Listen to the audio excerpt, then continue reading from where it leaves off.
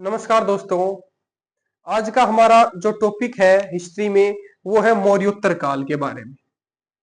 आज का हमारा टॉपिक है वो है मौर्योत्तर काल।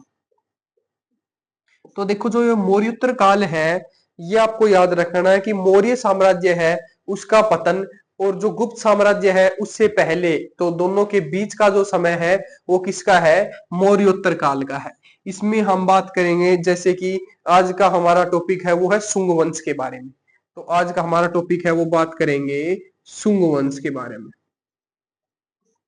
शुंग वंश, तो शुंग वंश है, इसकी अगर बात करें समय काल की, यदि बात करें तो 185 ईस्वी पूर्व से लेकर 185 ईस्वी पूर्व समय की बात करें शुंग वंश की, 185 ईस्वी पूर्व से लेकर 75 ईस्वी पूर्व तक ये समय किसका है? शुंग वंश का है।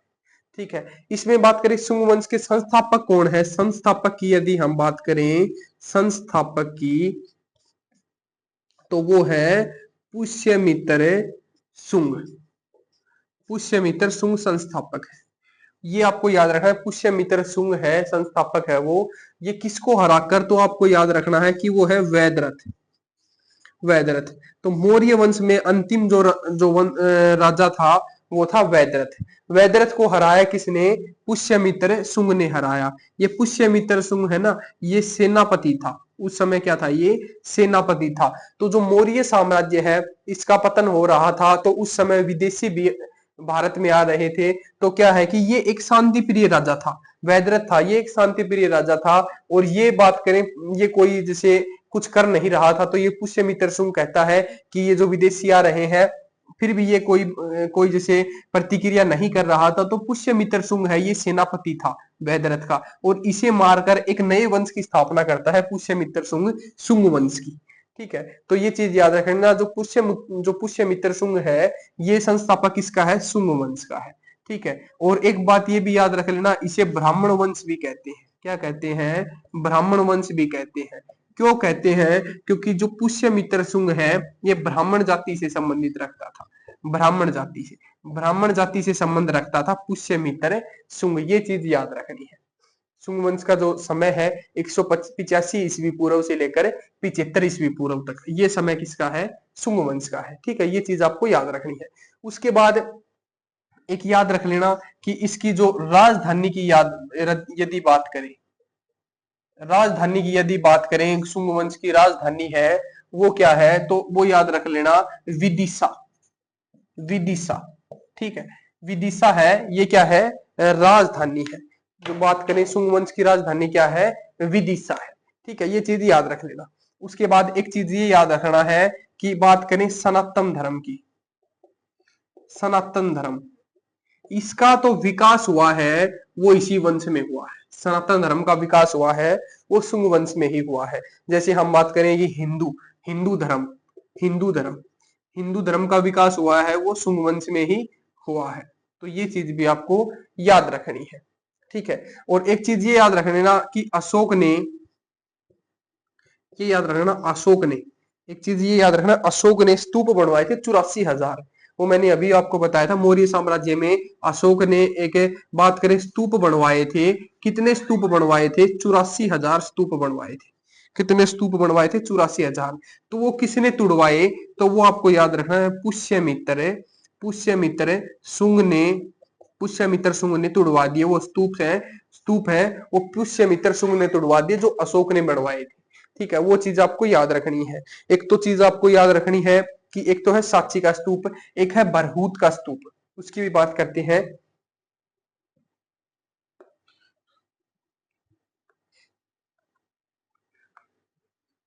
तो शुंग वंश की राजधानी कौन सी है? विदिशा है। ठीक है, उसके बाद हम बात करते हैं स्तूप में। बात करें, एक तो है बरहूत, इसका स्तूप है। ठीक है, एक याद रख लेना सांची का स्तूप, सांची का स्तूप। ठीक है, बरहूत का स्तूप और सांची का स्तूप। ये सांची का जो स्तूप है ना, ये तो है विदिशा में। ठीक है, विदिशा, दोनों के दोनों कहां पर है? मध्य प्रदेश में है। ठीक है, मध्य प्रदेश याद रख लेना, दोनों के दोनों कहां पर है? मध्य प्रदेश में है। ये दोनों कहां पर है? मध्य प्रदेश में है।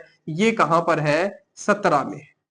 ठीक है, ये कहां पर है, ये सतना में है, सतना में, सतना, सतना, ये कहां पर है, सतना में है, मध्य प्रदेश में, ये विदिशा में है। तो ये बरहूत का स्तूप है, ये पुष्यमित्र शुंग ने बनवाया था। ठीक है, पुष्यमित्र शुंग ने बनवाया था, ये चीज याद रख लेना। ये जो सांची का जो स्तूप है ना, ये किसने बनवाया था, तो आपको याद रखना ये किसने बनवाया था, अशोक ने बनवाया था ये। ठीक है, अशोक ने बनवाया था। और इसमें जो चार दीवारी करवाई थी, जो लकड़ियों की चार दीवारी थी, वो भी किसने बनवाई थी, अशोक ने बनवाई थी। लेकिन वो लकड़ियों की थी, वो टूटने के बाद जो पत्थरों की जो चार दीवारी करवाई थी ना, पत्थरों की चार दीवारी, वो किसने करवाई थी, तो आपको याद रखना है पुष्यमित्र शुंग ने करवाई थी। ठीक है, तो ये दो स्तूप हैं जो आपको याद रखने हैं, बरहूत का और सांची का स्तूप, ये दोनों आपको याद रखने हैं। उसके बाद देखो एक बात करेंगे, जो पुष्यमित्र शुंग है, दो अश्वमेध यज्ञ करवाए थे, दो अश्वमेध यज्ञ करवाए थे, दो अश्वमेध, अश्वमेध यज्ञ करवाए थे, दो अश्वमेध यज्ञ करवाए थे। तो पुष्यमित्र शुंग ने दो अश्वमेध यज्ञ करवाए थे, तो किसकी देखरेख में करवाए थे, ये चीज आपको याद रखनी है कि देखरेख किसकी थी, तो आपको याद रखना पतंजलि की, पतंजलि की देखरेख में करवाए थे। पतंजलि जिसने योग सूत्र दिया, और इसकी एक पुस्तक है महाभाष्य, महाभाष्य, महाभाष्य किसकी है, तो याद रखना पतंजलि की है, जिसने योग सूत्र दिया था। तो इसकी देख रेख में करवाए थे, जो अश्वमेध यज्ञ करवाए थे, पुष्यमित्र जो शुंग है, उसने अश्वमेध यज्ञ करवाए, तो किसकी देख रेख में करवाए, वो पतंजलि की देख रेख में करवाए। एक याद रखना है आपको, एक इसी में पूछा जाता है टीका, टीका है ना, ये क्या होता है कि ये एक सरल बात करें, सरल भाषा या सरल रूपांतरण है, वो होता है। तो जैसे क्या होता है कि जैसे कि जो प्राणिनी है, प्राणिनी, प्राणिनी ऋषि हुए हैं, जिसकी पुस्तक है अष्टाध्यायी, अष्टाध्यायी, अष्टाध्यायी। तो अष्टाध्यायी का जो सरल रूपांतरण है, वो क्या है, महाभाष्य है, जिसे पढ़ने के लिए सरल भाषा का या सरल रूपांतरण का प्रयोग किया जाता है। तो आसान भाषा सरल रूपांतरण है, वो क्या है, तो वो याद रखना है, जो अष्टाध्यायी की है वो महाभाष्य है। ठीक है, सरल रूपांतरण, उसको पढ़ने के लिए। उसके बाद करेंगे एक, आपको याद रखना है एक, पुष्यमित्र जो शुंग है ना, पुष्यमित्र शुंग, पुष्यमित्र शुंग है, इसको कौन हराता है, पुष्यमित्र शुंग है, इसको हराता कौन है, तो वो याद रख लेना, कलिंग नरेश है, खारवेल, खारवेल, राजा खारवेल जो है, राजा खारवेल वो हराता है, हराता है। ठीक है, इसे बात करें, शुंग वंश को ब्राह्मण वंश भी कहते हैं, मैंने आपको बताया इसे क्या कहते हैं, ब्राह्मण वंश भी कहते हैं। कौन सा वंश कहते हैं इसे, ब्राह्मण वंश भी कहते हैं। उसके बाद एक चीज याद रख लेना कि एक है, बात करें अग्निमित्र, अग्निमित्र, इसका उत्तराधिकारी है ये, किसका उत्तराधिकारी है ये, पुष्यमित्र शुंग का उत्तराधिकारी है। अश्व जो मित्र है, अग्निमित्र है ये, अग्निमित्र है ये, किसका उत्तराधिकारी है, पुष्यमित्र शुंग का जो उत्तराधिकारी है। इसमें एक बात याद रखनी है आपको, कालिदास है ना, कालिदास, कालिदास की एक याद रख लेना, एक नाटक है, कालिदास का एक नाटक है, जिसका क्या नाम है, आपको याद रखना है, मालविकाग्नि मित्रक, मालविकाग्नि मित्रक, ये नाटक है। इस नाटक में अग्निमित्र और इसकी जो मालविका है, मालविका, इसकी प्रेम कहानियां है, इसकी प्रेम कहानी है, ये चीज याद रख लेना। वो है कालिदास का नाटक है, मालविकाग्निमित्र है, मित्रक है। इसमें है ना, जो अग्निमित्र, जो पुष्यमित्र शुंग का उत्तराधिकारी है, और मालविका जो विका है ना, इसकी प्रेम कहानी है इसमें। ठीक है, और एक और भी है, विदर्भ राजा है यज्ञसेन। ठीक है, एक है विदर्भ राजा यज्ञसेन, यज्ञसेन, यज्ञसेन को हराया किसने, पुष्यमित्र शुंग ने हराया, इसको हराया, हराया किसने हराया, पुष्यमित्र शुंग ने हराया, पुष्यमित्र शुंग ने हराया।